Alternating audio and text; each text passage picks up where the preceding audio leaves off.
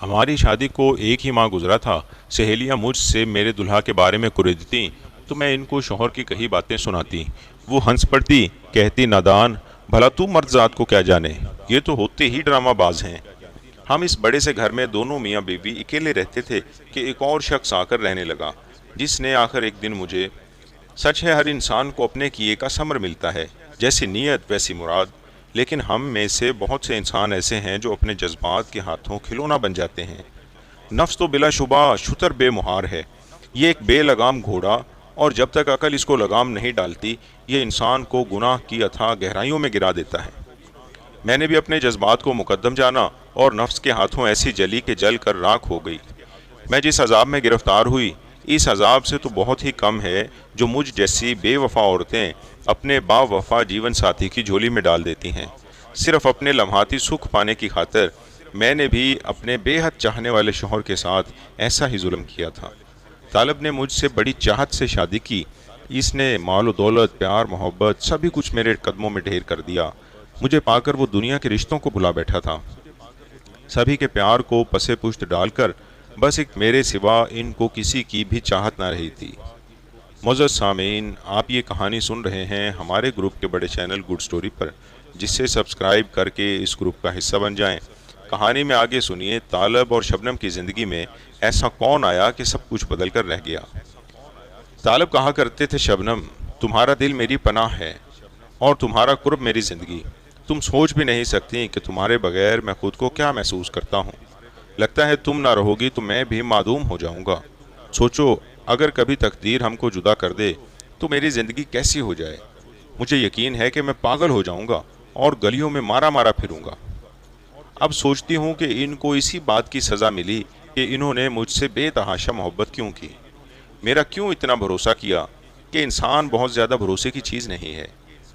हमारी शादी को एक ही माह गुजरा था। सहेलियां मुझसे मेरे दुल्हा के बारे में कुरेदती तो मैं इनको तालब की कही बातें सुनाती। वो हंस पड़ती, कहती नादान, भला तू मर्ज़ात को क्या जाने, ये तो होते ही ड्रामाबाज हैं। खूबसूरत मकालमे तो इनके जहन में इस तरह जन्म लेते हैं जैसे चिरागों से रोशनी फूटती है। अरे नादान, 2-4 दिन की दुल्हन तो नहीं होती है, और नई के 9 दिन, ज़रा पुरानी हो जाओ फिर पूछेंगे तुमसे इनका हाल। शादी को 6 माह गुजरे, साल गुजर गया, वो फिर भी ना बदले, लेकिन मोहब्बत और बढ़ गई। कुर्ब ने प्यार के बंधन और मजबूत कर दिए। मुझे सहेलियों की बातें झूठी और हासिल लगने लगीं। तालब वाकई मुझसे बेहद मोहब्बत करते थे, ऐसी मोहब्बत कि मैं निगाहें फेरूंगी तो ये दीवाने हो जाएंगे। इन्हीं दिनों तालब का खालाजाद नुसरत हमारे घर आकर ठहरा। इसका मेरे साथ देवर का रिश्ता बनता था, सो वो मुझे भाभी कहता और मैं इसको नाम से ही बुलाती थी। 2-4 दिनों में खुल गया कि देवर भाभी का रिश्ता मजाक का भी होता है। नुसरत चौंचाल तबीयत का लाओबाली नौजवान था। दिलचस्प बातों से हर वक्त हंसना हंसाना इसका मशगला था।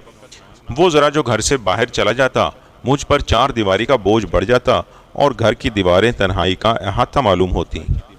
गुड स्टोरी चैनल के मोअज़्ज़ज़ सामीन, कहानी सुनने का बहुत शुक्रिया। चैनल सब्सक्राइब नहीं किया तो अभी करके हमारे साथी बन जाएं। एक औरत की संगदिली की इस कहानी में आगे सुनिए कि इसने दूसरा शौहर किसे और कैसे बनाया और फिर अंजाम क्या हुआ। तालब सेल्फ मेड आदमी थे। इनके माँ बाप वफात पा गए थे, कोई बहन भाई ना था। वो पहले से मेहनती थे, मुझसे शादी के बाद और ज़्यादा मेहनती हो गए। वो मेरे लिए ही तो मेहनत करते थे ताकि ज़्यादा से ज़्यादा ज़िंदगी के सुख और खुशियों के असबाब इकट्ठे कर सकें। सुबह को गए, शाम को घर लौटते। नुसरत के आने से पहले मैं अकेले घर में पल पल के हिसाब से गुजरती थी। जब से वो हमारे घर रहने लगा तो इस तन्हाई को जुबान मिल गई।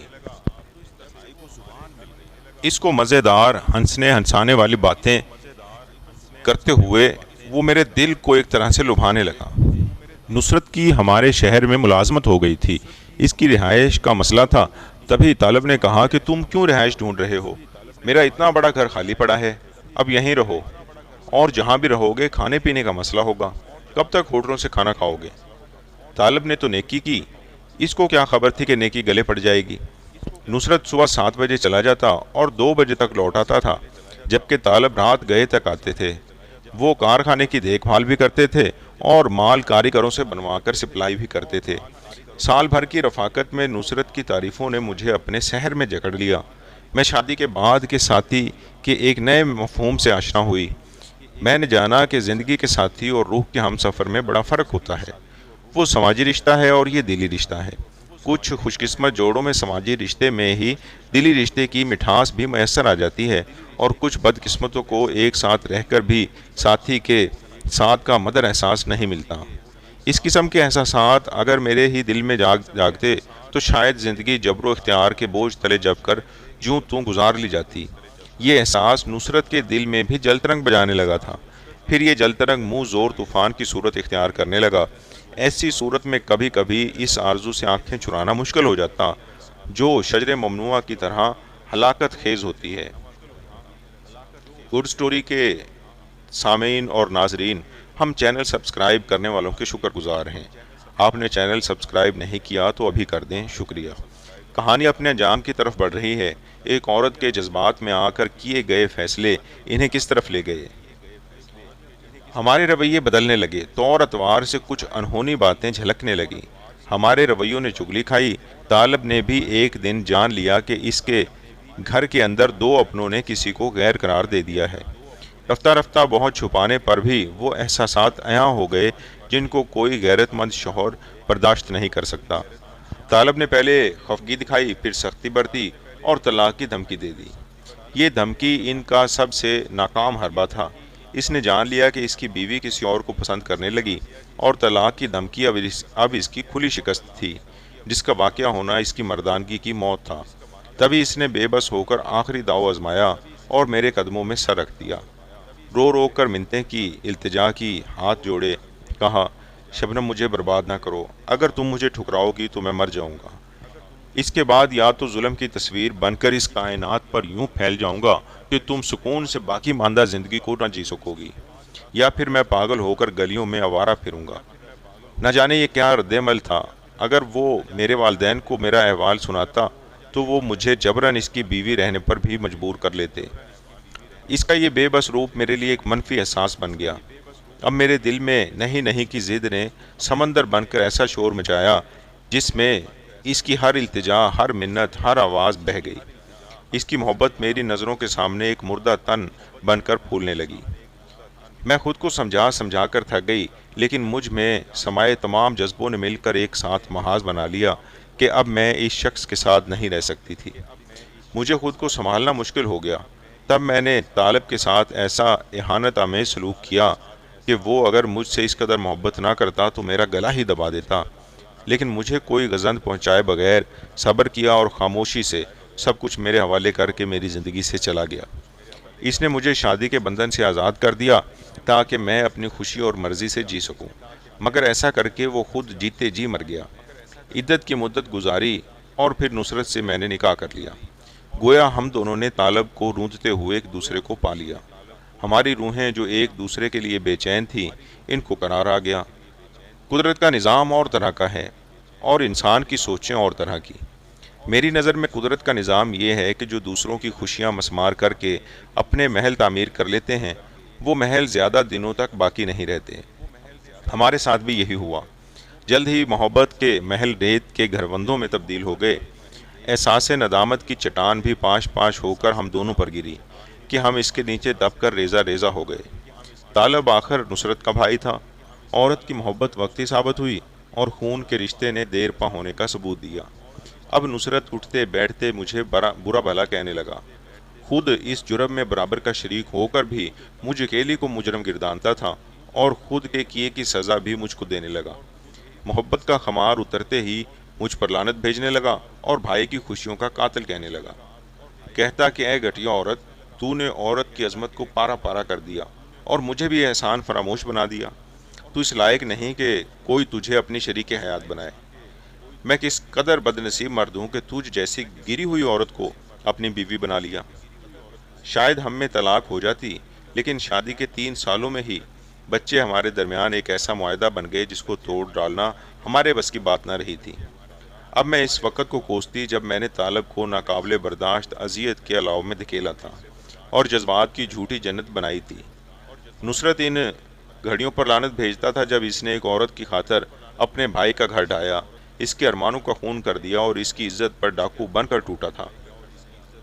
کچھ عرصہ طالب کو کہیں قرار نہ آیا، وہ بھٹکتا پھرا اور پھر تنگ آ کر ہمارے ہی کوچے میں لوٹ آیا، کیونکہ اس کا دوسرا مکان بھی اسی گلی میں تھا۔ وہ دیوانہ سا ہماری گلی میں بیٹھا رہتا، جس پر محلے کے لوگ رحم کھاتے تھے۔ محلے کے لڑکے اس کو پتھر مارتے تو وہ نہ جانے کس کو بددعائیں دیا کرتا، منہ ہی منہ میں نہ جانے کیا کہتا رہتا کہ اس کی مہمل باتیں کسی کی سمجھ میں نہ آتی، لیکن ہم دونوں خوب جانتے تھے کہ وہ کیا کہتا ہے۔ ہر کہانی کا کوئی نہ کوئی انجام تو ضرور ہوتا ہے۔ میری کہانی کا بھی ہوا۔ ایک روز نصرت مجھ سے لڑ کر گھر سے چلا گیا، واپس آیا تو اس کے بازوؤں پر اس کے بھائی کی لاش تھی۔ طالب دیوانہ سڑک پر مردہ پڑا تھا، پھٹے ہوئے کپڑوں سے بدبو آ رہی تھی، سر کے بال الجھے ہوئے تھے اور جیب میں نشے کی پڑیاں تھیں، جن کی وجہ سے اس کی ایسی حالت ہو گئی تھی۔ نصرت نے روتے ہوئے کہا، اے بیگارت عورت، یہ دیکھ میرا بھائی مر گیا ہے۔ اس کی ماں نہ صرف میری سگی خالہ تھی بلکہ یہ میرا دودھ شریک بھائی بھی تھا۔ قاتلہ اب اس کی موت پر آنسو نہ بہا۔ اگر اپنی بے وفائی کا ازالہ کرنا چاہتی ہے تو خودکشی کر لے کہ تیری روح اس کی روح کے آگے شرمندہ ہو جائے اور اس کو سکون مل جائے۔ نصرت نے ہی اس لاوارث کے کفن دفن کا انتظام کیا اور اس کے بعد وہ گھر سے چلا گیا۔ نصرت کی عادت تھی کہ وہ ایسے ہی ناراض ہو کر گھر سے چلا جاتا تھا، ایک روز بعد بچوں کا خیال کر کے لوٹ آتا تھا، لیکن اس روز جانے مجھے کیا ہوا کہ اس کے خودکشی کے تانے پر میں نے خود کو کمرے میں بند کر کے آگ لگا لی۔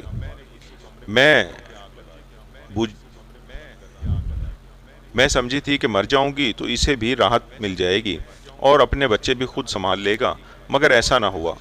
جو ہی میری چیخیں بلند ہوئیں، میرا بیٹا بھاگ کر پڑوسیوں کو بلا لایا اور انہوں نے کھڑکی کے ذریعے میرے کمرے میں داخل ہو کر میرے جلے ہوئے وجود کو ہسپتال پہنچایا۔ نصرت کو میرے جلنے سے اذیت ہوئی، دن رات میری دیکھ بھال کی، زندگی تھی بچ گئی۔ اب مجھ سے وہ آنکھ نہیں ملاتا، کہتا ہے کہ میں نے تو ایسے ہی کہہ دیا تھا، تم نے سچ کر دکھایا۔ شکر ہے اللہ نے میرے بچوں پر رحم کیا، تم بچ گئی ہو، ورنہ تو میں بھی جان دے دیتا۔ اب جو ہوا بھول جاؤ، ہم پر بچوں کی ذمہ داری ہے اور اب ان کی خاطر زندہ رہنا ہے۔ سب کہتے ہیں کہ زندہ بچ گئی ہو تو زخم بھی اچھے ہو جائیں گے، مگر میں کہتی ہوں جلی ہوئی روح کے زخم کبھی اچھے نہیں ہوتے۔ گڈ سٹوری چینل کے سامعین اور ناظرین آپ کے شکر گزار ہیں کہ آپ نے ہماری سبق آموز کہانی کے لیے وقت نکالا۔ جیسا کہ آپ جانتے ہیں سچی کہانی پیش کرنا ایک بہت مشکل مرحلہ ہے۔ گلی گلی کہانی کی تلاش، اس کی بہترین انداز میں سکرپٹنگ، ایڈیٹنگ، گرافنگ اور وائس اوور جیسے متعدد مرحلوں کے بعد ایک سٹوری ویڈیو تیار کی جاتی ہے، جو ہماری ٹیم بڑی ذمہ داری اور محنت سے یہ تمام مراحل عبور کر کے آپ کے لیے ایک سچی کہانی پیش کرتی ہے۔ ہماری ٹیم کی حوصلہ افزائی کے لیے ہمیں آپ سے کچھ نہیں چاہیے، بس سبسکرائب کے بٹن پر کلک کر دیں۔ اللہ تعالیٰ آپ کی خوشیوں میں اضافہ فرمائے اور دنیا کی مشکلات سے بچائے، آمین۔